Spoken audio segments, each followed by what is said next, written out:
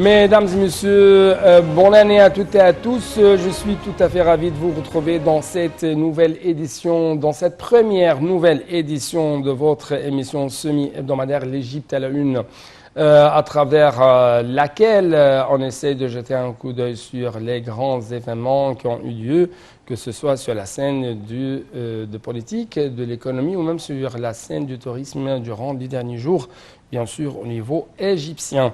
Justement, nous allons commencer cette nouvelle tournée dans le monde égyptien par les activités présidentielles et avec plus de précision, on va jeter plus de lumière sur les derniers efforts visant à arriver à une réconciliation arabe avec le Qatar. En fait, on trouve que le président Abdel Fattah el-Sisi a exprimé son appréciation pour les efforts déployés par le Koweït au cours des dernières années afin de parvenir à la réconciliation arabe escomptée. Il a également salué le rôle de l'Arabie saoudite au nom du groupe des quatre. Le président a souligné que le soutien de la solidarité arabe est une constante de la politique égyptienne et ce, dans le cadre d'un respect mutuel et de non-ingérence dans les affaires internes. Il a en outre affirmé l'importance de l'engagement aux bonnes intentions pour réaliser les intérêts communs de la conjugaison des efforts afin d'écarter tout danger frôlant la nation arabe et préserver sa sécurité nationale. Le président a tenu de tels propos lors de sa rencontre avec le chef de la diplomatie koweïtienne, Ahmed Nasser Al-Sabah, qui lui a remis un message de la part de l'émir du Koweït, Sheikh Nawaf Ahmed Al-Jabal Al-Sabah, portant sur les efforts et les démarches entreprises par le Koweït afin d'unifier le rang arabe en parvenant à la réconciliation. L'émir du Koweït a loué le rôle stratégique qu'assume l'Égypte sous la direction du président Sisi dans la sauvegarde de la sécurité nationale arabe et la défense des causes de la nation, l'ancrage de la sécurité et de la stabilité du développement au niveau régional. À cet effet, les deux parties ont enfin convenu d'intensifier les consultations entre l'Égypte et le Koweït au cours de la prochaine période pour faire face aux menaces ébranlant la stabilité des pays arabes et pour même préserver la sécurité nationale des Arabes.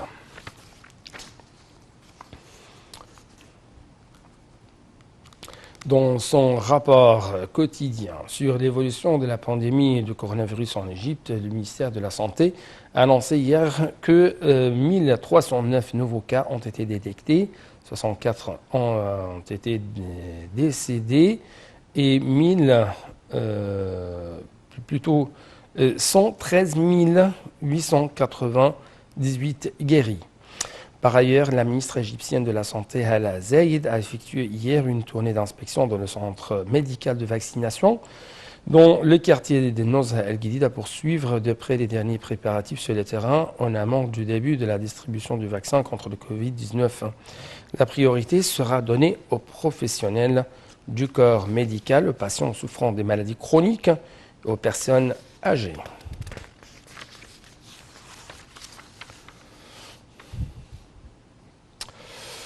Donc nous arrivons à un reportage tout à fait important car il s'agit de la Chine et de l'Égypte qui ont signé jeudi dernier une lettre d'intention pour une coopération en matière de vaccins anti-Covid-19. Les explications tout de suite avec notre collègue Dalia Karam.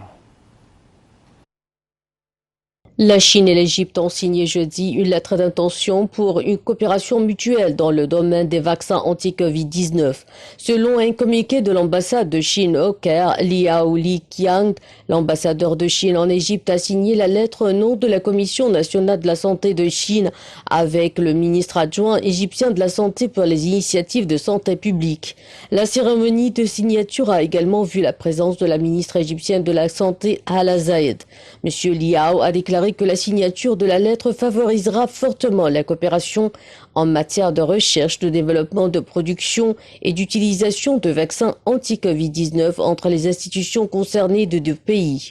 La Chine et l'Égypte se sont mutuellement aidées face à une pandémie, a poursuivi l'ambassadeur, ajoutant que la signature de la lettre d'intention était l'incarnation des efforts conjoints des deux pays pour bâtir une communauté de la santé.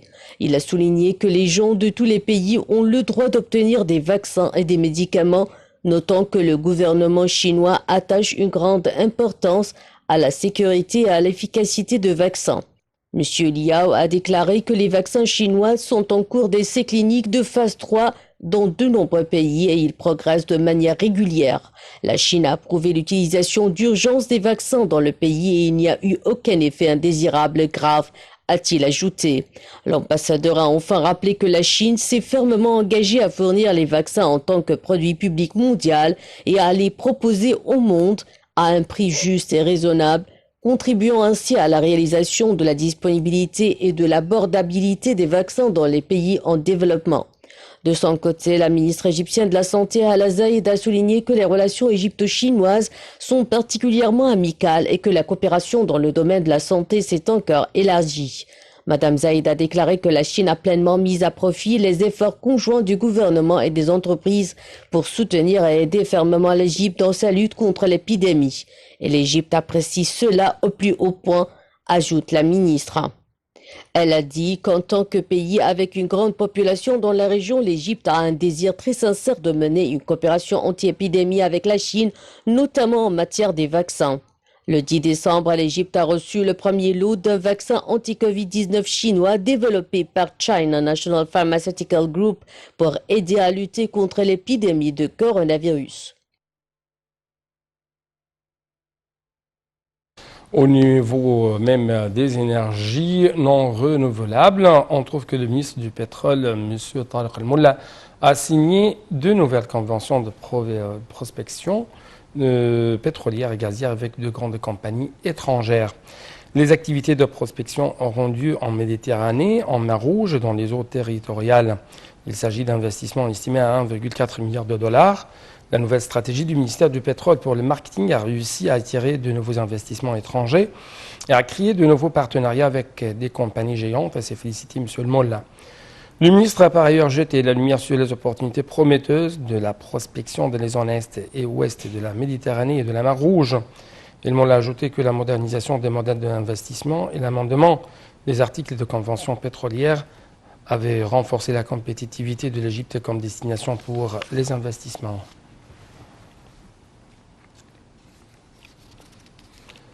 De sa part, Eni, la compagnie italienne, a annoncé une nouvelle découverte de pétrole dans le désert occidental d'Égypte. Cette nouvelle trouvaille va donc permettre d'ajouter quelques 10 000 barils de pétrole par jour à la production brute d'Eni dans le désert occidental d'Égypte. Dalia Karam et les explications. La compagnie pétrolière italienne Eni a annoncé le 23 décembre dernier une nouvelle découverte de pétrole dans la concession Mellera, ajoutant 10 000 barils de pétrole par jour à sa production d'or noir dans le désert occidental égyptien.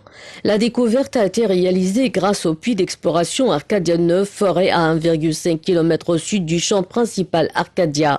L'opérateur y a rencontré 85 pieds, environ 26 mètres de colonnes de pétrole, selon le communiqué publié par Eni. Suite à la découverte, deux puits de développement ont été forés à proximité Arcadia 10 et Arcadia 11.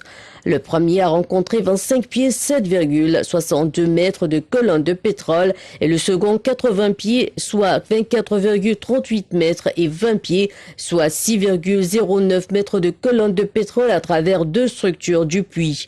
La nouvelle découverte ajoute 10 000 barils de pétrole par jour à la production de la concession Mellera d'après la compagnie italienne. Eni détient une participation de 38% dans la concession Mellera, aux côtés du russe Lukoil qui détient 12% et de la compagnie pétrolière nationale égyptienne EGPC qui possède les 50% restants. Le géant italien détient aussi des droits à part égale avec EGPC dans la société Agiba qui mène des opérations dans le désert occidental égyptien. L'entreprise Eni est présente en Égypte depuis 1954 à travers IOC qui produit actuellement quelques 320 000 barils de pétrole par jour. Après la reconduite de leur accord pétrolier en août dernier, l'Irak et l'Égypte ont convenu d'un nouveau renouvellement dès le début du premier trimestre de 2020 pour le reste de l'année. Il s'agira cette fois de 12 millions de barils par an à raison d'1 million par mois. Toujours Dalia Karam et les explications. Qui vient d'approuver le renouvellement de l'accord de fourniture de 12 millions de barils de pétrole brut léger à la Société publique égyptienne du pétrole, EGPC, à raison d'1 million de barils par mois. L'accord sera effectif au début du premier trimestre de l'année 2021. Le dernier renouvellement de ce contrat a été acté en août dernier pour une période de 6 mois. Dans des précisions fournies par l'agence de presse irakienne INA, les termes du contrat resteront inchangés à condition que l'Égypte paye la valeur des livraisons de pétrole dans l'année. Dans un accord parallèle signé en octobre dernier entre les deux parties, des entreprises égyptiennes mettront en œuvre des projets de développement à Bagdad en échange de la fourniture de pétrole au Caire.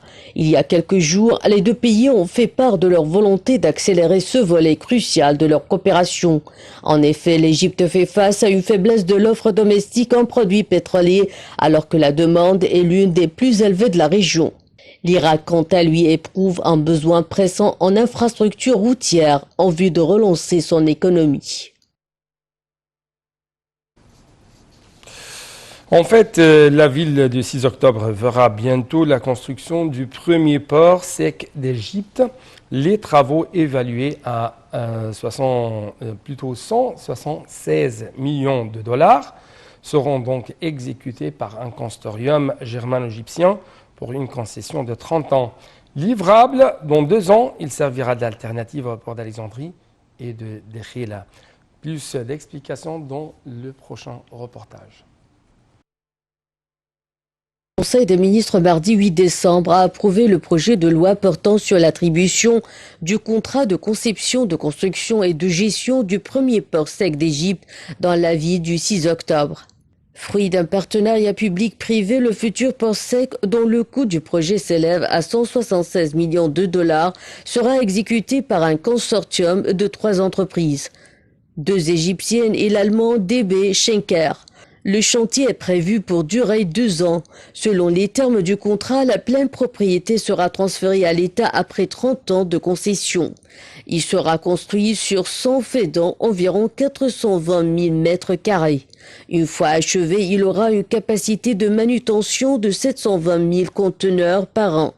Sa mise en service devrait limiter l'accumulation de marchandises et de conteneurs dans les ports importants d'Alexandrie et de Dekhila, ce qui contribuera à réduire le coût de la manutention sur ces plateformes. Premier des 8 ports secs que le gouvernement envisage de construire, ce port offrira près de 3 500 emplois directs et indirects, comme l'avait indiqué le ministre égyptien des Transports, Kamer El Wazir, notant qu'il contribuera au développement du quartier industriel de la ville du 6 octobre et des zones adjacentes. Passons donc à une nouvelle qui a attristé le milieu culturel et le milieu du cinéma ici en Égypte. Il s'agit du décès de Wahid Hamed. Avec plus d'explications, l'écrivain et le scénariste égyptien Wahid Hamed est décédé samedi 2 janvier à l'âge de 77 ans après la détérioration de son état de santé lié notamment à des problèmes pulmonaires et cardiaques. Wahid Hamed était connu pour ses œuvres sociales à dimension politique qui traitaient des enjeux de la société égyptienne. Et il a même collaboré dans ses œuvres avec le plus grand nombre de réalisateurs et acteurs égyptiens. Ses œuvres ont remporté plusieurs prix, tant en Égypte qu'à l'étranger. L'écrivain égyptien a été honoré lors de la 42e session du Festival international du film du Caire, dont les activités ont pris fin il y a seulement quelques jours, et il a même remporté le prix Appréciation de la Pyramide d'Or pour l'ensemble de ses réalisations, en reconnaissance de sa carrière de plus de 5 décennies, au cours de laquelle il a présenté au public égyptien arabe plus de 40 films et environ 30 séries télévisées et radiophoniques.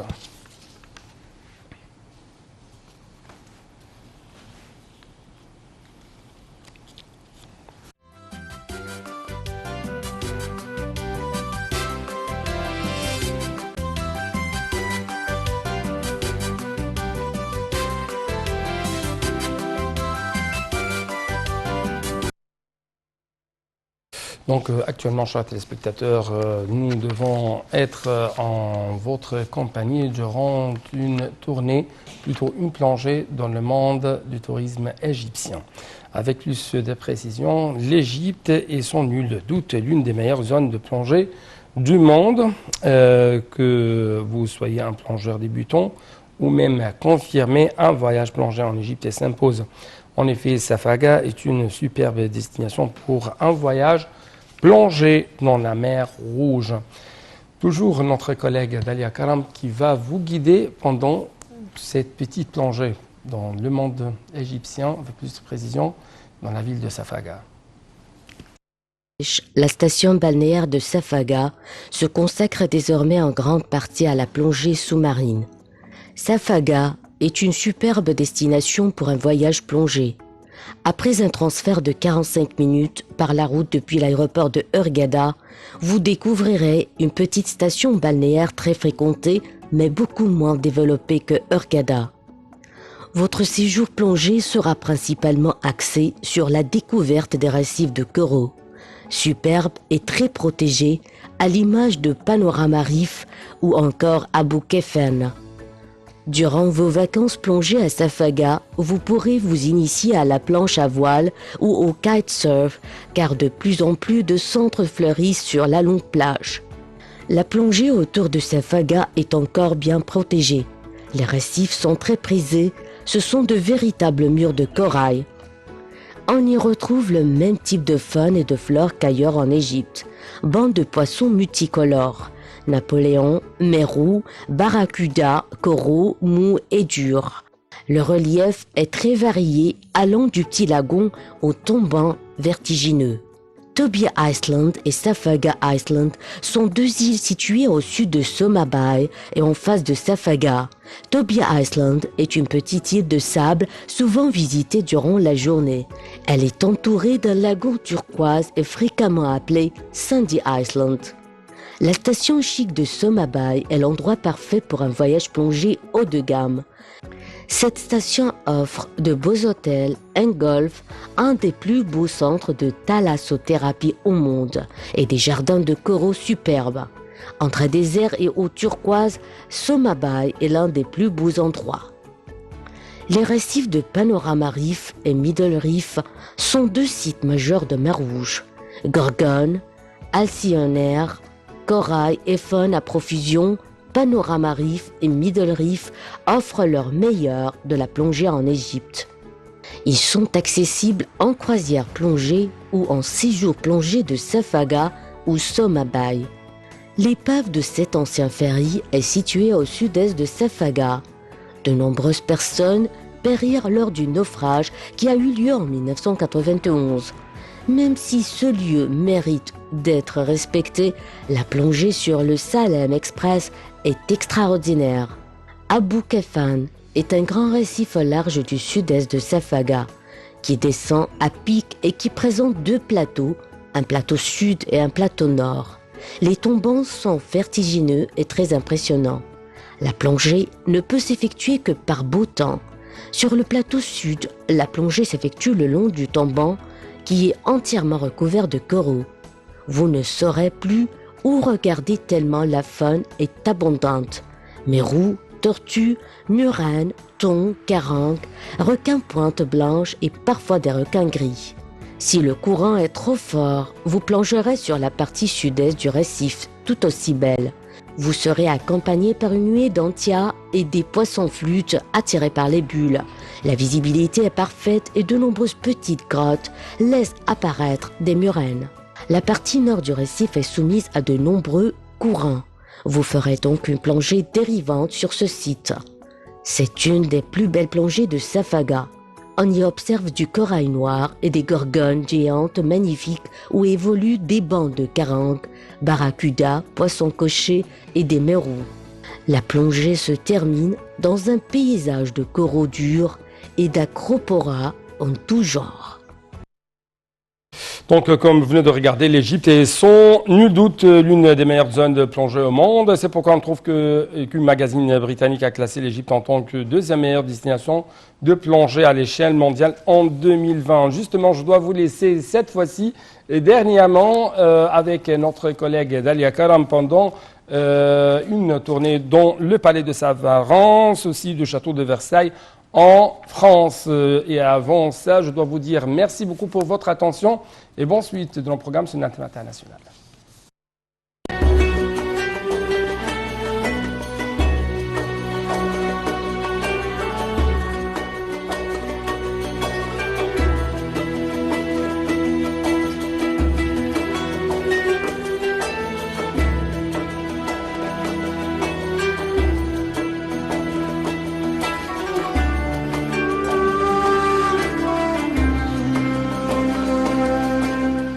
Le palais de Safran, situé dans le quartier d'Abbassia au Caire, est considéré avec son style européen comme un chef-d'œuvre architectural unique, inédit par sa beauté et la finesse de sa construction.